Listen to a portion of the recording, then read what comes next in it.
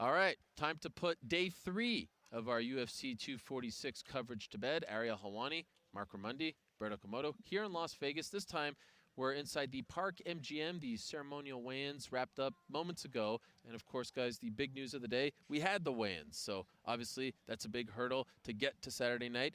And Conor McGregor weighed in at 170 pounds. His head coach, John Kavanagh, said on Monday he predicted 169, so he was a pound over. Heaviest he's weighed in as a welterweight, right? Ever. And Donald Cerrone also weighed in at 170 pounds. How did Conor McGregor look on the scale to you? Big. He looked like a big... Thick? T-H-I-C-C. Two C's. Yes, that's right. Possibly. Yeah, I mean, he looked like a more muscular version of the Conor that we've seen at 145 and 155. I'm not sure how much it didn't seem like he bulked up and then cut down. It seemed like he was pretty much at that weight all week, maybe even before that. But no, he looked like he was in great shape. I mean, no weight cut is certainly a positive in many ways. And yeah, he looked great. Sometimes you talk about things all week, and then they prove to be absolutely false. You get curveballs. Right. That did not happen this time. Both their body shapes, but their physicalities, it played into sort of how we've been breaking down this fight, right? When Conor fights at 170, he seems to just have this wide, short, sort of broad kind of shoulder. You can see it in his arms. You can see it in his chest. He's going to carry power.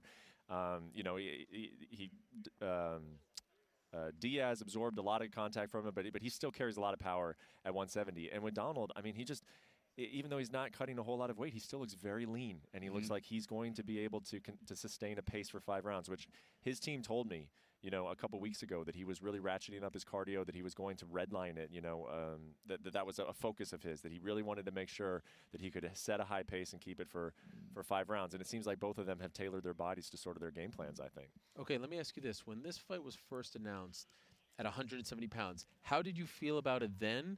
And now, after seeing the weigh-ins and how it all ended up, how do you feel about it now? I had mixed feelings when it was first announced because, I mean, the first thing I thought was why? Well, why is it 170? Both of them are natural lightweights. Cerrone has said repeatedly since he moved down again that that's where he wants to be, lightweight. And everyone, I think, believes that McGregor's natural weight, his best weight is 155. On the other hand, I'm not a big fan of weight cutting. I think weight cutting is anachronistic. It's a thing of the past. I don't think it should be done to the extreme that it's being done in the sport. So I don't mind two guys who are natural 155ers. And what does natural mean? It means they're still going to be cutting a decent amount of weight. Right.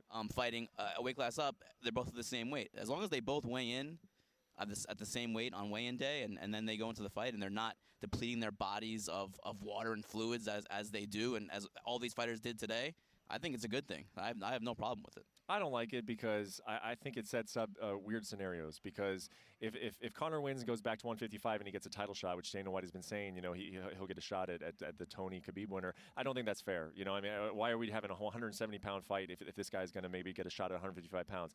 But if he stays at 170, I don't think that's the right career move for Conor McGregor. His best. I agree with you. I don't love weight cutting, but weight cutting exists, and I don't want to see Conor McGregor go up and fight Kamaru Usman. I don't think that's a fight I have a whole lot of interest in. I like the idea of him, trying to win a third title, but competitively, it's just not a fight I want to see. And even Jorge, as much fun as that fight would be, a BMF, all that, I want to see Conor come back and be at his best, fight guys who are his size. So fight guys his size, and I get it. It's kind of nice that both these guys just sort of agreed to not cut weight, but if we are going to say that this has stakes in the 155-pound division, it should have been fought at 155 pounds. I do agree with you. If this was just a 170-pound fight in a vacuum, great, but because there's that caveat, like, hey, the winner might get a title shot at 155, that doesn't make any sense, right? Because if this fight is 170, the winner should not be getting a title fight at a weight class that's not 170. Yep. And in case you're wondering, Conor was around 30 or so minutes late to the ceremonial weigh-ins. They did a good job of buying some time. They gave Chuck Liddell his Hall of Fame jacket, so that was a nice scene. And true to form, all week long, he showed up. He got on the microphone. It was a nice stare down. They shook hands twice. And then he apologized for his tardiness and dedicated this fight to his mother, Mags, back home in Dublin. We hope that she's okay. We don't know why he was doing that or why she's not here. Usually she attends his fights, and I actually reached out to the team to find out if she was okay, but I haven't heard anything as of now. So we certainly hope that all is okay, and she just had to stay back home. So they are good to go. They made weight. That fight is official, but there was one casualty. We're now down one fight. Claudia Gadelha against Alexa Grasso is off because Grasso weighed in at 121.5 pounds, which is, if my math is correct, 5.5 pounds over the 116-pound weight limit. Here in Nevada, they have a rule for strawweight fights. The difference between the two fighters weighing in has to be 3 pounds or less. It ended up being 6 pounds. So they actually agreed to continue with the fight. She would have to give up 30% of her purse, Grasso, but Nevada said, no, we can't do this. So the fight was called off, and you spoke to Claudia afterwards. What'd she say? I did, and also, according to Jeff Mullen, the chief assistant for the commission, Grasso also was not cleared by doctors. She wasn't medically cleared. I spoke to Claudia just a few minutes ago before the ceremonial weigh-ins, and she said she was so upset that she actually hasn't even fully hydrated properly. I actually saw her chugging an Aquafina water bottle during ceremonial weigh-ins. She said she was so she worked so hard for this fight. She said she is going to be getting her show money, but it doesn't matter. She wanted to fight. She worked so hard. This is a big fight in that division. She's trying to work her way back to a title shot, and now that opportunity is not there for her.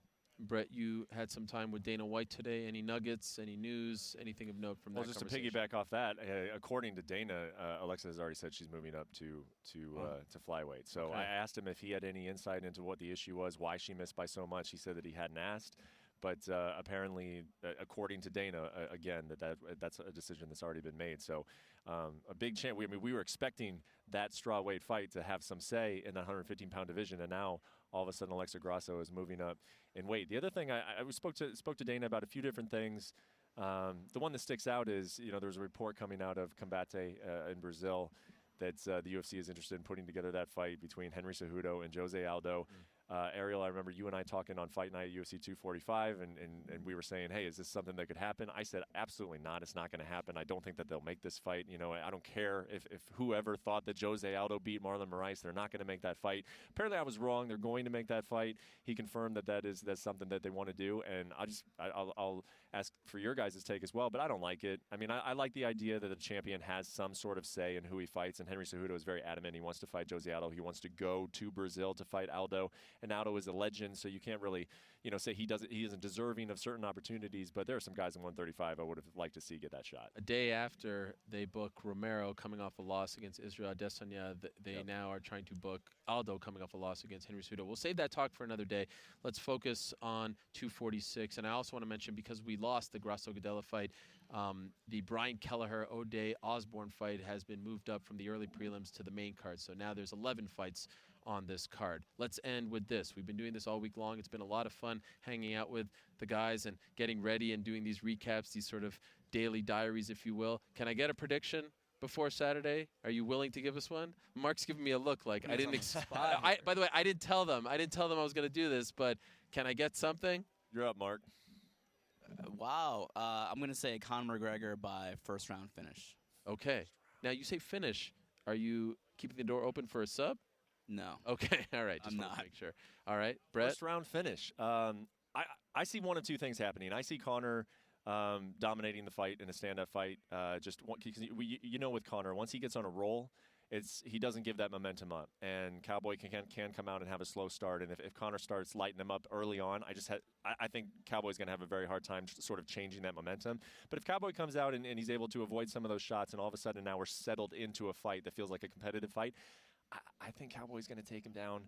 Conor's going to make a mistake, and Cowboy's going to get on his neck and choke him out. So that's my official prediction. I think we're going to see a scramble. We're going to see some mistake from Conor McGregor on the floor, and we're going to see Cowboy capitalize and choke him out. Wow. I will That's good say, stuff.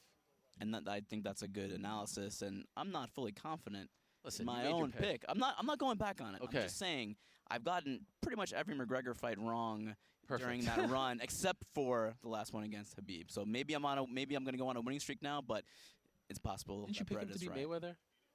No, God, no, definitely not. I'll make a prediction. It's going to be fun.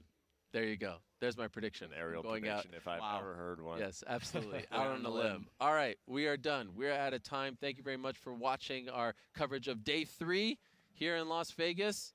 Up next, Day 4, the most important one, Fight Night. It's going down Saturday here in Sin City. Conor McGregor, Donald Cerrone. We'll talk to you afterwards. Enjoy the fights.